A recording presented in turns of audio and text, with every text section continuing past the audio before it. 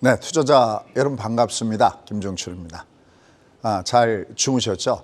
항상 아침에 일어나시면 미국 증시를 먼저 보실 텐데 미국 증시가 아마 여러분들이 주무시기 전에 3일째 주가가 빠지는 것을 보고 계셨던 분들도 계실 거예요.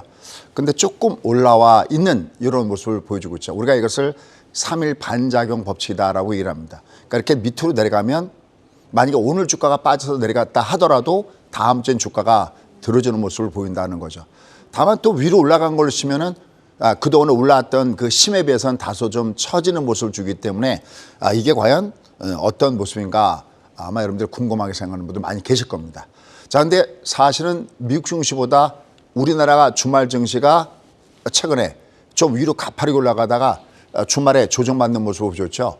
주가가 조정받고 있습니다. 이때 이게 중요한 게 있어요. 이게 뭐냐면 이 조정이 그래 이거는 아주 자연스러운 조정이니 아니면 이게 위험한 조정이니 이걸 살펴봐야 됩니다. 우리가 작년 같은 경우, 이젠 재작년이죠. 재작년 9월 같은 경우에 주가가 6월 달에 3,300달러에서 고점을 찍고 9월 달에 있을 때 이거 굉장히 위험한 위치에 있었어요. 항상 제가 저희 수강생분들한테 말씀드리는 게 있어요. 여러분들 뉴스만 보시죠. 그죠? 뉴스를 보고 호재면 매수고 악재면 매도하는데 그게 중요한 게 아니라 주가의 위치가 굉장히 중요해요. 호재가 있어도 이미 주가가 많이 올라가서 이미 주가에 반영된 상태에서 조정받을 만한 위치에 있으면 호재가 나와도 오히려 주가가 빠지고요. 또 아무리 악재가 나왔어도 또 지금 내가 굉장히 심적으로 부담스럽다 하더라도 현재 주가 위치가 뜰만한 구간에 오면 오히려 그 악재를 발판 삼아서 위로 올라갑니다. 그 대표적인 사례들이 있었죠. 여러분들 트러스 악재 기억나시죠? 이미 물러난 영국의 총리. 그때 우리가 힌트가 여러분 트러스 악재가 호재입니다라고 할 때 그 주가 위치는 주가가 떠야 되는 위치였기 때문에 오히려 저희 국고추에서는 오히려 트러스 악재가 호재입니다 하면서 그것이 소위 제니 렐런의 바이백으로 이어집니다라는 말씀 드렸던 거고요. 그 다음에 주가가 한참 동안 주가 올라가면서 웬만해서 꺾을 것 같지 않았지만 재작년 9월 달에 주가 위치가 오히려 제가 볼 때는 중국보다 위험한 위치. 그때 기억나시죠? 중국은 헝다 문제가 있었어요. 그리고 이렇게 TV를 보는데 중간에 뭐 신호등이 나간다든지 뭐 이런 전력 부족 때문에 굉장히 어려움을 겪었던 것이 중국이었잖아요. 근데 정말 자존심 상하게도 우리나라 주가 위치는 중국보다 나쁘다라는 겁니다. 그러면 현재 주가가 조정을 받았어요. 그럼 이 조정받는 이유가 이제 다시 닥터둠들이 얘기하듯이 이 장이 하락장이기 때문에 다시 하락으로 가기 위해서 조정을 받는 것인지 아니면 이보 전진을 위한 일부 후퇴인지 이게 정리가 되어 있지 않으면 여러분들은 다시 주초에 올라가더라도 또다시 중간에 가면 겁을 먹게끔 되어 있고요. 또 반면에 이것이 위험한 위치에 있다면은 그때는 여러분들은 반드시 리스크 관리를 해줘야 됩니다. 과연 현재 주가 위치는 왜 쉬었다 가는 것일까요? 이걸 주가 위치를 가지고 그다음에 매크로적인 부분을 가지고 한번 보도록 하겠습니다. 근데 이제 아주 저희가 기대하는 것이 있어요. 그게 뭐냐면 파월의 밑밥입니다. 여러분들 밑밥이 뭔지 아시죠? 저희 수강생 중에서 아마 이 방송 보고 계실지 모르겠는데 색깔과 상하방님이라고 계십니다. 아마 여러분 10시 반에 방송할 때 많이 들으시죠? 이 낚시를 워낙 좋아하세요. 최근에 저희 수강생 중에 다른 분들이 이렇게 수강생에 들어오셨는데 어떤 관계입니까? 그러니까 낚시하는 동생입니다 그러는데 아마 낚시하시는 분들은 밑밥, 그죠? 많이 알 겁니다. 제롬 파웰이 밑밥을 깔고 있는 것들이 제가 생각할 때는 곳곳에서 포착되고 있다. 물론 지금 시장의 분위기랑은 조금 다릅니다. 월가의 분위기, 그다음에 제롬 파웰을 비롯한 패드의 분위기. 지금 패드의 연준 인사들은 여전히 강경한 목소리를 내고 있거든요. 근데 그건 제가 만약에 패드의 인사여도 그럴 수밖에 없을 것 같아요. 그런데 가장 중요한 것은 수장의 목소리거든요. 제롬 파웰은 밑밥을 깔고 있다. 도대체 어떤 밑밥을 깔고 있느냐. 이걸 다시 한번 정리를 해야 되겠고요. 그다음에 가장 중요한 거. 제가 30년 이상 경험으로 느낀 거. 올 것은 오고야 만다. 그래서 제가 이야기 쉽게 해서 여러분들 얼마 전에 아마 여러분들도 재밌게 보셨을 겁니다. 재벌집 막내 아들에서 나타난 거죠. 아무리 과거로 돌아가서 돌아가신 엄마를 살리기 위해서 그렇게 노력을 하지만 결국은 그걸 바꿔낼 수가 없었어요. 그러니까 올 것은 오고야 맙니다. 그러니까 지금 주가가 조정받는 것도 결국 올 것은 오고야 마는 과정이고요. 앞으로 장세도 올 것은 오고야 만다. 그래서 2023년도에 여러분들이 돈을 벌어야 되는 이유가 바로 이 올 것은 오고야 만다라는 거거든요. 물론 주가는 지금 조정에 위치해 있는데 과연 어떻게 되는 것인지 한번 살펴보도록 하겠습니다. 자, 항상 제가 이렇게 그런 말씀드립니다.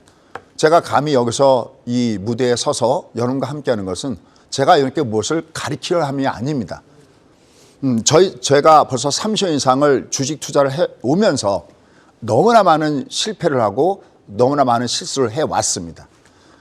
그러면서 그냥 그것을 포기하지 않고 다시 딛고 일어서고 딛고 일어서면서 실패해서 배우는 성공학을 여러분과 함께 공유하고자 함이니 만약 여러분들과 의견이 다르거나 다른 데서 들었던 내용과 의견이 다르더라도 저거는 김종철 선생의 의견이구나 해서 여러분 설득력이 있고 뭐 향후 장세가 그렇게 흘러간다 그러면은 여러분이 그렇게 해서 올해 꼭 수익을 올리시면 좋겠습니다. 자, 그럼 첫 번째, 지금 주가가 쉬었다 가고 있습니다. 왜 쉬었다 갈까요? 아마 여러분들은 의미선이라는 얘기를 참 많이 들으셨을 겁니다. 여러분께 이 장이 밑에서부터 위로 올라왔을 때 제가 3번의 매도를 해드렸습니다. 바로 여기 구간이었죠. 6월 달에 주가가 2331을 찍고 주가 올라갈 때 여기에 이 간격 보이시죠? 이게 바로 영마틴 구간이죠. 그래서 여기는 영마틴입니다 라고 해서 여러분께 매도를 때려야 됩니다 라고 했던 구간입니다. 다만 너무 멀리 도망가지 마세요. 왜냐하면 지금 주가의 위치가 어디에 있냐면 과매도 국면했기 때문에 얘는 내려가도 다시 올라갑니다 해서 다시 올라갔었죠. 바로 이 구간이었죠. 좀 아까 우리 사회자께서 얘기한 부효, 바로 이게 부효이라는 관점이죠. 그러니까 부효의 관점은 어떤 거냐면 주가가 올라가다가 반드시 조정을 받게 되는데 올라가면 조정을 받을 때 두 가지 조정이 있어요. 하나는 가격상으로 조정받는 것이 있고 하나는 기간상의 조정이 있습니다.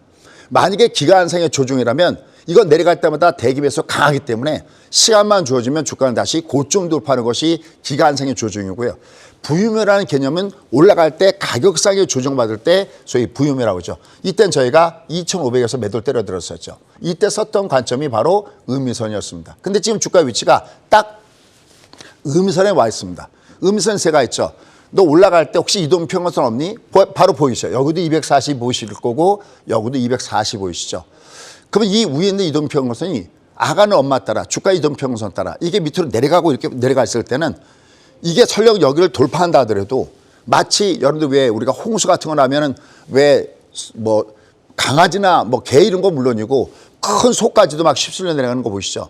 그러니까 물살이 강하게 내리치면은 이걸 돌파하더라도 주가가 밑으로 내려갑니다. 그러니까 항상 위에 이렇게 이동평균선 걸려 있을 때는 항상 경계감이라는 것이 있는 거거든요. 그러니까 위에 이동평균선 없니?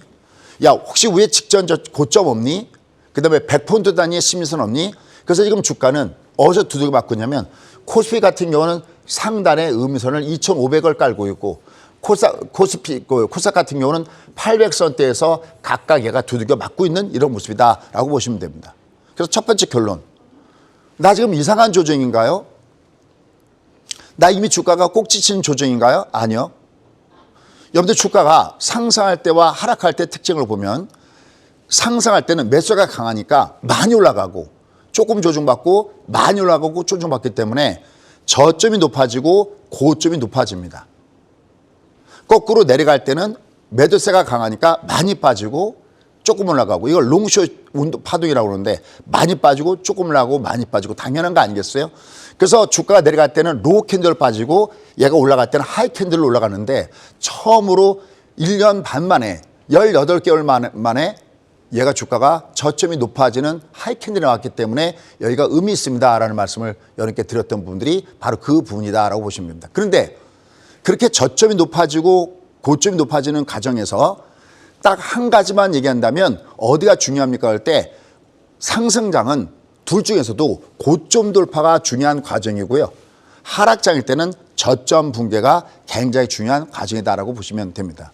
그러니까 지금 이 장이 위로 올라가다 조정받는 건 아주 자연스러운 현상인데 이 조정이 일단 첫 번째 왜 나오고 있지? 그땐 지금 여기 제가 위에 상단에 의미 있는 선에서 두드려 맞고 있습니다. 그럴 때 밑에 이 점선을 거놨잖아요. 이 점선. 혹시 제가 강의하다가 만약에 까먹으면 좀 이따가 유튜브에서 좀 더 할 때 리얼하게. 왜냐하면 주로 여기서는 매크로적인 시각하고 빅픽처를 잡아드리고 그다음에 디테일은 거기 가서 뭐 분봉이니 뭐니 갖고 제가 잡아드리면서 여러분의 내공을 증진시켜드리는 거거든요. 까먹으면 그게 뭡니까? 라고 반드시 질문부터 합니다. 정신이 없어요. 아직은 뭐 시차 적응도 그렇게 많이 된 건 아니고.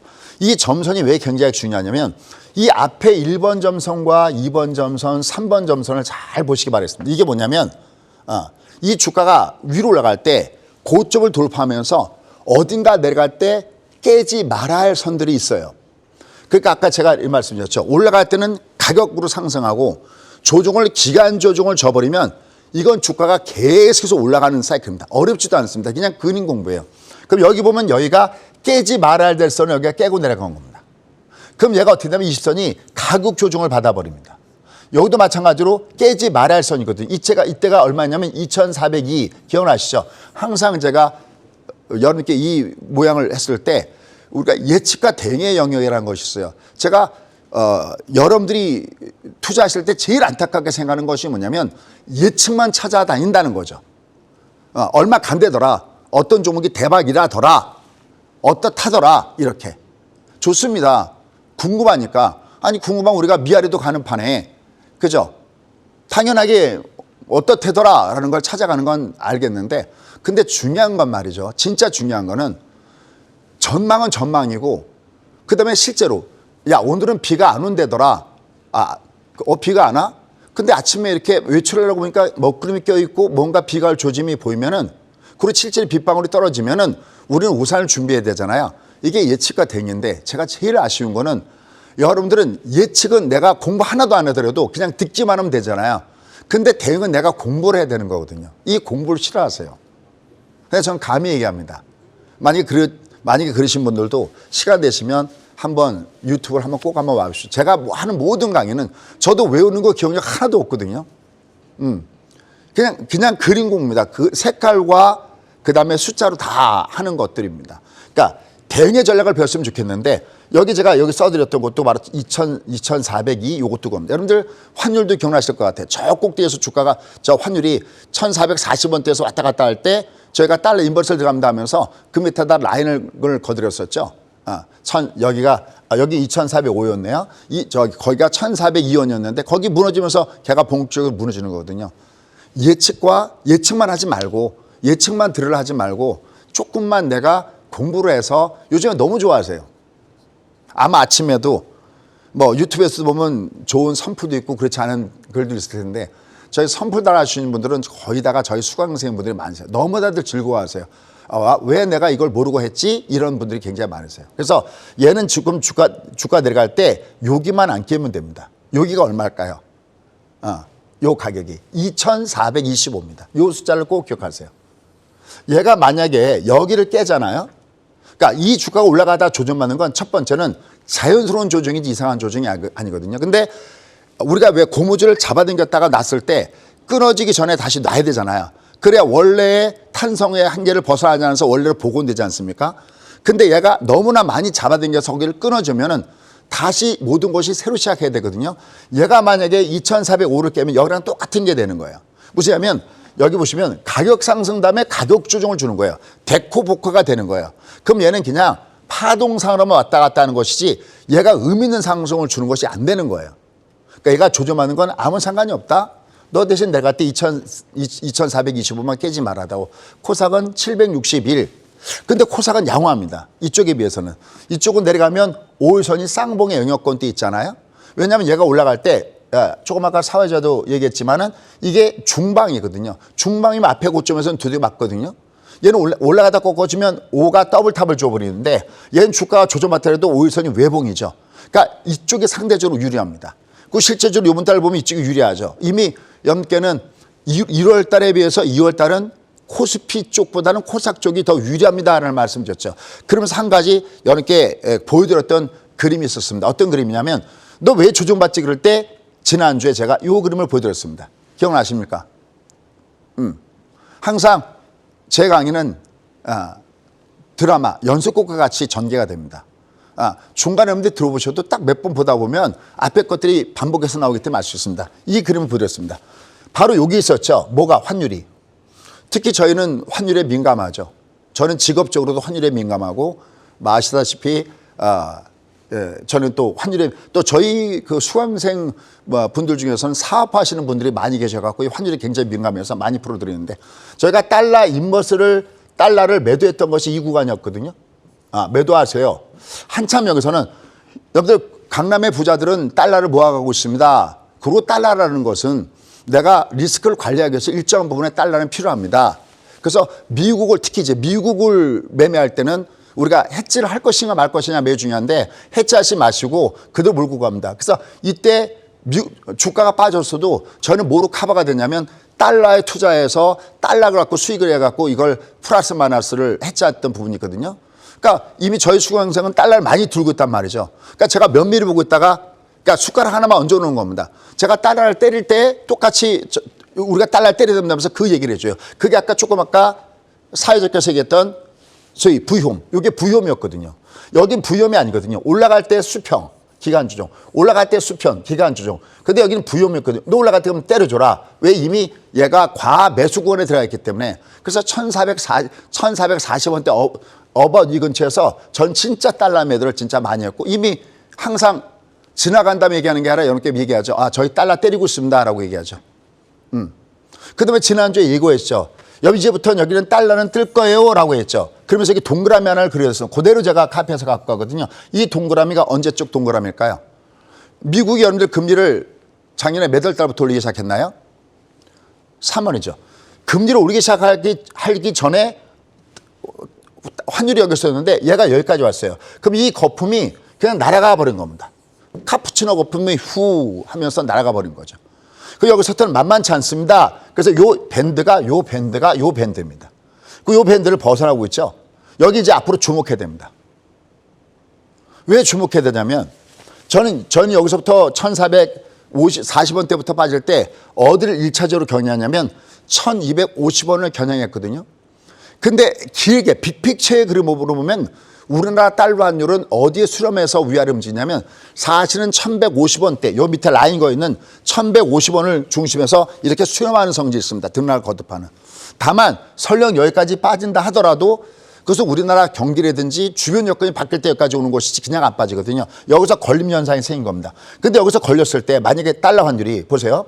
얘가 달러 환율이 내려간 다음에 이렇게 그러니까 올라갈 때 옆으로 누면 얘는 돌파하겠다는 의지가 보이는 거고요.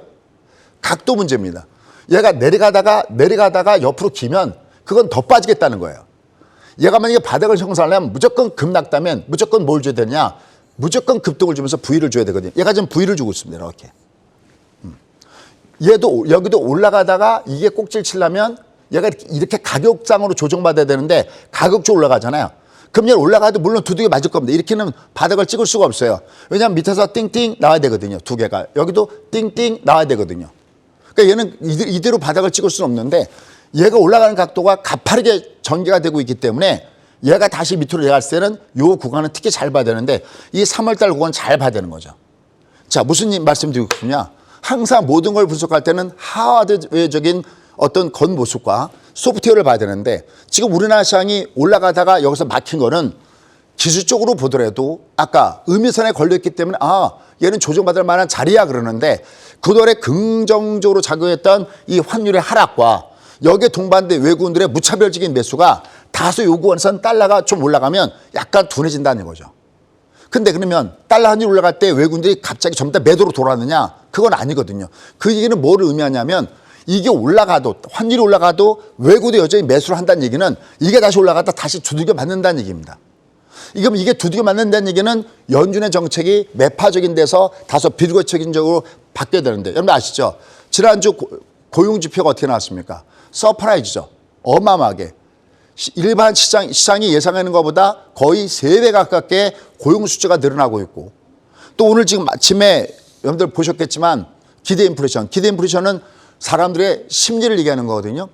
이게 5년짜리는 그냥 그대로 멈춰져 있습니다. 얘는 이쪽 곳에서 그냥 멈춰져 있는데 근데 1년짜리 기대 인플레이션은 지금 어떻게 됐습니까? 위로 올라가는 모습을 줬거든요. 다시 사람들한테는 이 인플레이 심리가 조금씩 다시 위로 올라가는 모습을 보여주고 있다는 점이 현재 상태에서 부담감을 던져주고 있다라고 얘기할 수 있습니다. 그래서 3.9에서 4.2로 올라갔는데 이게 이제 앞으로 어떻게 되냐라는 겁니다. 그래서 사실은 다 의미가 없습니다. 그냥 얘는 어차피 조정을 받을 만한 자리에서 이것이 여기에 왔고 거기에 맞물려서 지금 주가는 상단에서는 조정을 좀 받고 있다. 이렇게 여러분들이 보시면 되겠습니다. 근데 우리만 여기 걸려 있는 게 아니라 미국도 마찬가지입니다. 미국도 잠깐 볼까요? 미국도 현재 주가 위치가 조정받을 만한 위치에 와 있습니다. 4,100에서부터 4,600. 아마 여러분들 수강생 중에서 아마 여러분들이 예전에 저희가 한참 미국 증시를 때릴 때, 그러니까 이미 우리가 작년 1월 달 같은 경우는 소위 저희가 SQQQ를 때리면서 이렇게 저희가 SQQ를 때립니다 그랬죠. 이거는 3배수짜리 인버스거든요. 이게 주가 여기서 내려갈 때 100% 이상 수익을 줬거든요. 얘는 먹으려고 들어간 게 아니라 갖고 있는 주식을 해지하기 위해서 얘를 들어갔던 부분이었었거든요. 그러면서 저희가 한참 때릴 때가 여기 4,600. 혹시 넥라인 기억나세요? 주가가 올라갔을 때 여기 넥라인 이게 4,600. 저희가 한참 테슬라고 뭐고 미국 주식을 때릴 때가 바로 여기 구간이었거든요. 근데 지금 주가 위치를 구간을 가만히 보시죠. 지금 주가 위치 구간을 보시면은 모양은 아주 양호합니다. 미국 주가가 저기서부터 여기까지 1년 동안 우리는 올라가다가 내려갈 때는 18이 빠지는데 1년 반이 빠지는데 미국은 올라가다가 빠질 때는 13개월인데 얘가 고점 대비 사이클상으로 13개월 빠졌다는 건 무지하게 멋진 구간입니다. 여기 구간이.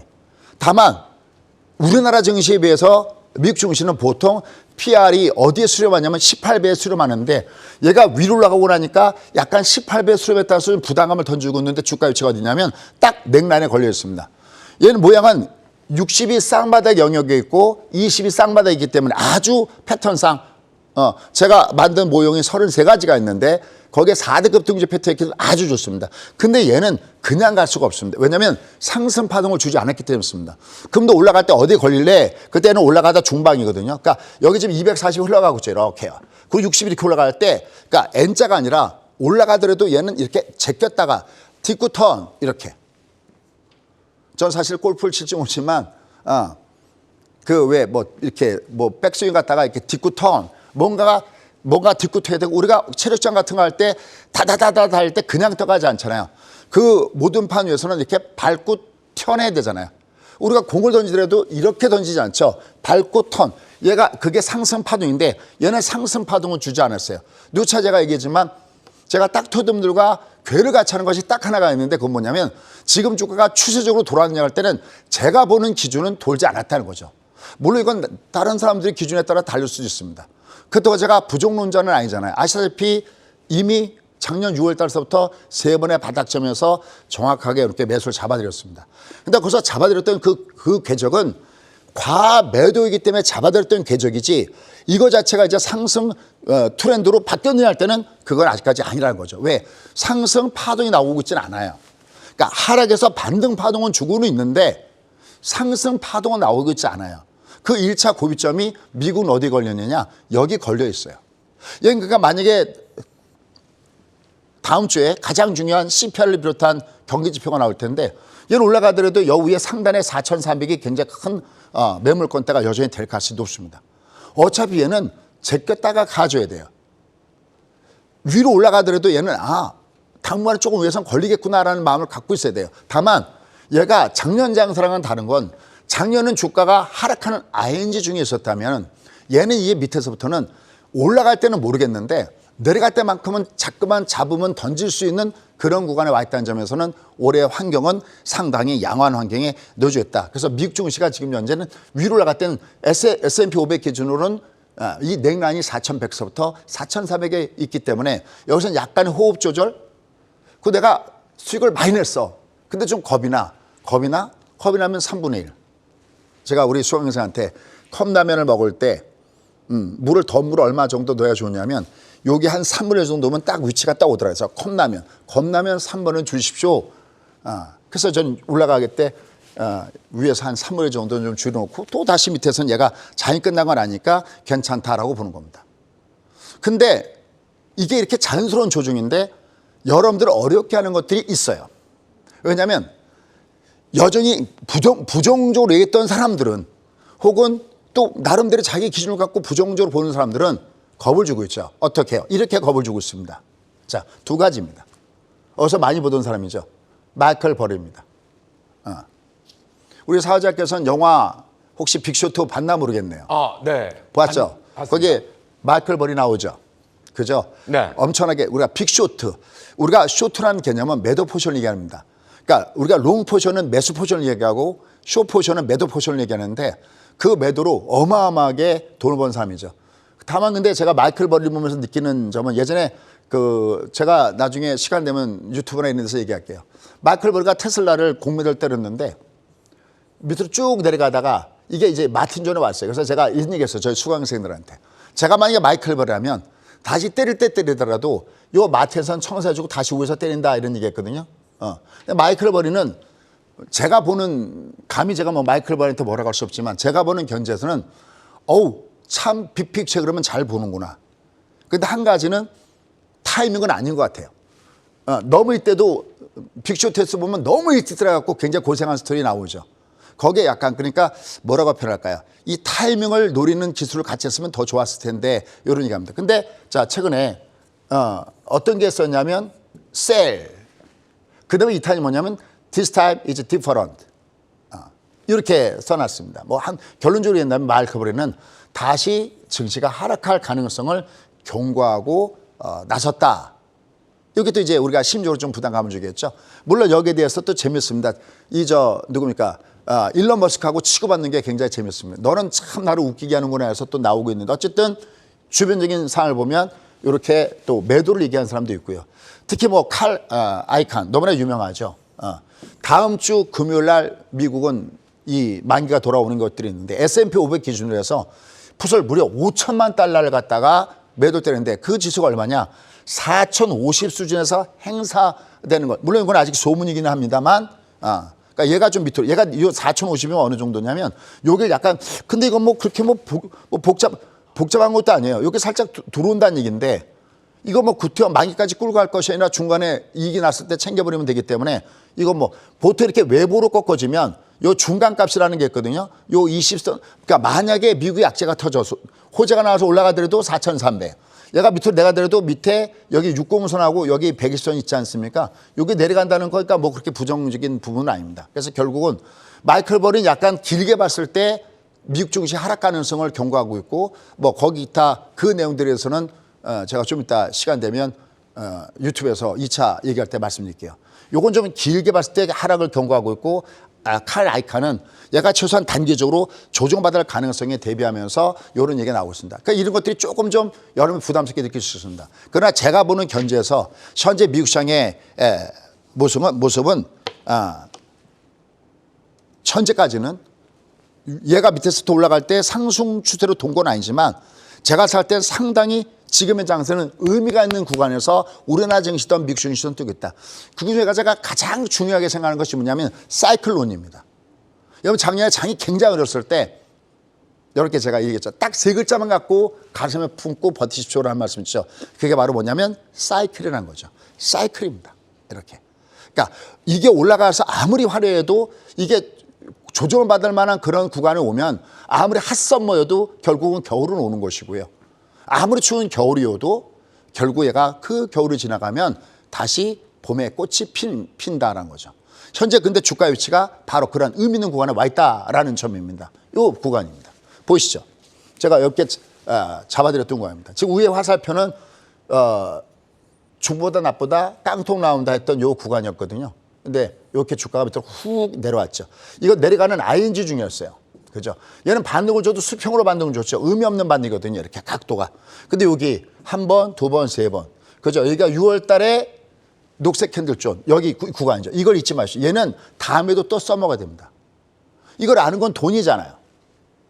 그죠? 노하우가. 그러면서 제가 이 앞에 녹색 캔들 구간은 참 많이 보여드렸을 겁니다. 여기 2332. 그 다음에 여기는 부력존. 원래 여기가 돼도 떠야 되는데 얘가 더 눌렸네. 이게 바로 트러스 약재, 영국 약재 때문에 더 주가가 빠졌었죠. 하지만 don't worry, 걱정할 필요 없다. 왜? 주가라고 하는 것이 그러니까 급한 매물, 급매물 정도가 아니라 급급매가 나온 거죠. 여기가 급매물이 여기가 급급매거든요. 일단 뜨고 본다는 거죠. 다시 정상으로 저 위로 올라가진 않아도 뜨고 본다는 거죠. 왜? 불욕존이니까. 내려가면 내려갈수록 밑에서 사고자 하는 그 욕구가 굉장히 강해지는 거죠. 요게 급급매. 그 다음 여기가 바로 작년 12월 달에 여러분들 주식 사고 넘어가셔야 됩니다. 2296 딱 하나만 마음에 품으십시오. 올해 여러분 2296 하나만 가슴 속에 간직하십시오. 만약에 다음 주에 CPI나 이런 악재가 나와서 주가가 만약에 또다시 우리가 무너진다 하더라도 얘는 이 아래 내려가면 이게 다시 정상적으로 올라가는 거는 언제인지 모른다 하더라도 이거 내려가면 일단 뜨고 본다는 숫자가 2296 아래입니다. 이 아래 산 사람들은 다들 수익을 볼 겁니다. 여러분 이 반등은 닥터둠들의 얘기대로 무시할 반등이 아니에요. 요거 고가지 거 먹어봤자 뭐하냐. 아닙니다. 고가지 게 아니죠. 엄청나게 올라가고 있는 거잖아요. 그죠? 이렇게요. 그죠? 종목을 보면 뭐 레인보우나 아니면 지난주에 저희가 추천 나왔던 게 에코프로인가요? 이런 것들은 뭐 연속 파파방 치고 올라가고 있지 않습니까? 고가지 게 아니거든요. V자형 반동을 주고 있다는 점에서 상당히 의미가 있다라는 겁니다. 특히 얘가 중요한 것은 뭐냐면 이게 사이클인데 여기서 중요한 것은 떠야 할 자리에서 과매도 구간에서 얘가 뜨고 있다라는 점에서는 지금의 주가의 상승은 제가 봤을 때 상당히 의미가 있는 이런 상승이다라고 판단되고 있습니다. 다만 지난주에 저희가 봤던 대로 이제 저희 수강생들은 이런 걸 많이 노려요. 찐팬분들은 뭘 많이 노리냐면 수익 올인 자리가 어디서 옵니까? 올인 자리는 어떤 관점이냐면 이거는 내가 들어간 다음에 관리를 해줘야 되는 자리예요. 그러니까 무슨냐면 산다면은 매도를 때려줘야 되는 구간이 있는 거예요. 근데 올인 자리는 뭐냐면 관성의 구간. 그냥 가만 놔둬도 지가 알아서 올라가는 그 관성의 구간. 그걸 우리가 올인 자리라고 하는데 저는 이 올인 자리를 보고 있는 겁니다. 그러니까 얘가 위로 올라가다가 내려갈 때 지금 이 라인, 지난주 그림이죠. 이게 한 번에 안 되기 때문에 자꾸만 제가 이렇게 반복해서 교육을 이렇게 시켜드리고 있습니다. 정정합니다. 교육을 시켜드린다는 그 부분보다는 다시 말씀이지만 저의 실패에서 배우는 성공학. 얘가 이렇게 깨지 말고 가야 됩니다. 올인 자리로 가려면. 그러니까 아까 서두에서 했던 대로 코스피 기준으로 보면 얘가 내려갈 때 2425만 안 깨면 드디어 이 세 개의 바닥점 중에서 저게 바닥일 수 있겠구나라고 얘가 확인이 되는 겁니다. 무조건 나중 게 바닥이 아니라 드디어 저게 바닥 찍었는데 왜? 이렇게 되면 급락급등 다음에 완만 턴으로 가는 장인데 요게 되느냐 안 되느냐는 우리가 봐야 되는 거죠. 그래서 올인 자리 장세로 갈 때 요게 올라가다 깨지지 않는 장세. 그러니까 지금 결론. 지금 이 장은 조정받는 건 너무나 자연스러운 조정이에요. 이게 가면 N자라는 게 나올 수 없잖아요. 죽어야 사는 거거든요. 뒷구턴이요. 밟아줘야 뒷구턴 할 수 있지 않겠습니까? 그 뒷구턴의 모습을 주기 위해서 지금의 장의 조정은 이상한 조정이 아니라 당연한 조정이다. 그러면 이 당연한 조정 이후에 우리가 봐야 되는 건 뭐냐 할 때는 항상 제가 얘기했던 거. 결국 갈 것은 가고 말더라. 사례를 보여드릴게요. 언제인지 아시죠? 바로 코로나19 때입니다. 1번과 2번 구간을 잘 보시죠. 이 1번 구간을 보면 제가 한참 국고채에서 빅마켓이 옵니다라고 얘기할 때입니다. 자기 밑으로 내려 꽂는데 얘가 1, 2, 3, 4, 5. 너 이제 드디어 여기 어딘가가 바닥을 찍겠구나. 이게 주가 위치를 공부하는 거거든요. 얘가 위에서부터 18개월 그리고 파동이 5파동까지 왔어. 야, 넌 그러면 여기서 뭔가가 나오는데 아마 여러분 중에서도 딱 두 개로 여러분 중에서 소위 고수급을 지금 듣는 분 중에서 고수급을 나누면 이런 경험이 있을 겁니다. 꼭 주가가 뜰만한 자리에 오면 호재가 없는데 온통 둘러봐도 악재인데 뭔가가 호재가 나오고요. 아무리 둘러봐도 악재가 없고 계속 갈 것 같은데 조정받을 만한 자리에 가면 신기하게 악재가 나오고 주가가 조정받습니다. 그게 바로 사이클이거든요. 이게 바로 떠야 되는 사이클입니다. 근데 얘가 올라가다가 이때 OECD 경제실용지수 좋고 모든 것이 다 이제 바닥을 찍는 그런 구번에 왔는데도 주가는 두들겨 맞습니다. 왜일까요? 블랙스완이요. 코로나19가 터지니까 밑으로 확 빠졌어요. 근데 갈 것은 가고 만다. 이게 5파동 하나 더 빠져서 여기가 여기로 이동됐을 뿐 결국 여기서 가야 될 이 장이 결국 여기서 간 겁니다. 5파동으로. 이게 바로 코로나19 때입니다. 하나 더 기가 막힌 거예요. 저 자신도 실수했던 구간이 있었습니다.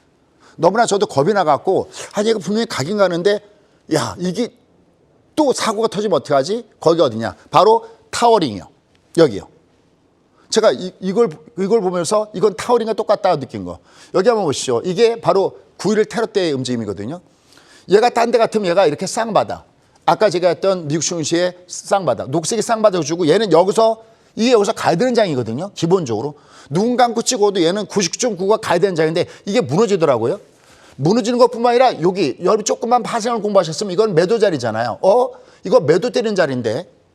아니, 이거 바닥에 놓고 여기서 매도 때려서 먹을 게 있나? 와. 근데 그 다음날 구려 테러가 터지더라고요. 주가 위치를 보면. 그러니까 주가 위치라는 게 그렇게 중요합니다. 이미 알고 있다는 거죠. 그 누군가에 의해서 이건 알고 있다는 거죠. 근데 이때 확 내려왔는데 야 이제 그러면 죽었구나라고 생각하는 순간 주가 위치가 얘가 라인이 1, 2, 3, 4, 5 그리고 얘가 이제 떠야 되는 자리인데 밀렸는데 아까 코로나19 때랑 똑같습니다. 떠야 될 자리인데 못 간 게 코로나19 때문에 뒤로 후진했어도 결국은 갈 것은 가고야 만다라는 이 관점이다라는 겁니다. 그럼 도대체 지금 갈 것은 가고야 만다가 왜냐? 여기 한번 보시죠. 얘도 지금 주가 위치가 올라갈 때 녹색이 5파동이었거든요. 여기 숫자를 보면 얘가 1, 2, 얘가 여기 3, 여기가 4, 얘가 5. 이게 5예요. 그러니까 무슨 얘기냐면 얘가 만약에 뭐가 나와서 여기서 밀린다 하더라도 이미 주가 위치가 그 악재를 받고 있는 과매도 구간이기 때문에 이게 꼭 반드시 경제 문제나 아니면 금리 문제나 얘 갖고 움직이는 게 아니라 이런 모멘텀이 없어도 이미 얘가 이걸 다 담고 있기 때문에 누군가 스마트 머니는 결국 우리가 만약에 경기 민감주 산다 할 때 경기 좋을 때 사지 않잖아요. 경기 나쁠 때 사서 사이클이니까 올라갈 때를 겨냥해서 우리가 보통 얘기하죠. 고포에서 사서 저포에서 판다는 관점이거든요. 그러니까 얘가 이미 내려온다 하더라도 얘는 떠들 위치에 와 있다는 거죠. 단 얘가 지금 아직까지는 상승 파동이 아니고 얘는 올라가다가 20이 제껴야 되거든요. 이때 제낄 때 내가 리스크 관리 좀 해줘야 됩니다. 무조건 간다 그런 얘기를 하는 게 아니라 모든 여건상 얘는 과야 되는 과매도 국면에 와 있다. 그때 얘가 여기를 안 깨고 갔을 때가 모양이 좋더라. 이게 2425다. 그럼 얘는 여기를 깨면은 그럼 얘는 그냥 주가가 다 두들겨 맞고 어디고 끝나냐. 그렇지 않다는 거죠. 큰 BPX 그러면 내려가도 밑에 풀밭이 있다는 거고요. 다만 얘가 지금 갈래 아니면 좀 더 한참 있다 갈래 시간이 많이 걸렸다 갈래 지금 갈래 하는 것은 여기를 깨느냐 안 깨느냐를 봐야 되는데 이거는 대응의 전략이지 이거는 무슨 점집에서 점치는 게 아니에요. 제가 이렇게 제일 아쉬운 게 그거예요. 점치는 구간이 있고요. 2018년처럼 내려갈 때 한 척의 배가 있습니다. 여기 한 배가 와요. 뭐 이런 거. 아니면 2020년 3월 달처럼 여기 이 투열씩 갑니다. 이거는 점집에 점치는 게 가능해요. 그걸 중방 패턴이라고 그래요. 근데 여기는 점집에 점치는 구간이 아니라 대응하는 구간이에요. 여기 그거부터 그러니까 제가 여기 추세와 파동을 구별해야 내가 수익을 낼 수 있습니다 하듯이 내가 예측 가능한 중방의 구간과 전주권의 구간과 이건 내가 보고 대응해야 돼라는 구간이 구별이 안 됐으면 안 되는 거죠.